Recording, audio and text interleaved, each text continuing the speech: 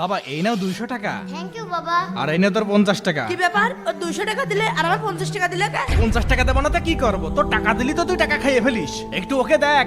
এই দেখ, নতুন ব্যাগ কিনেছি আর এই ঘড়ি কিনেছি। হ্যাঁ, ওর মতো করে কিছু টাকা জমাতে পারিস না? কুসাবো না, তোমার তো শেখানো লাগছে না।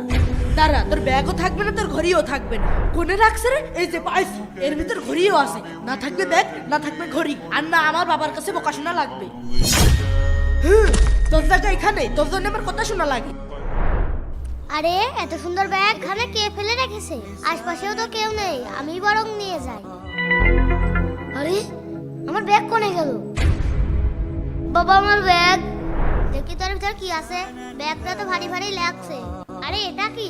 ওয়াও, কত সুন্দর ঘড়ি।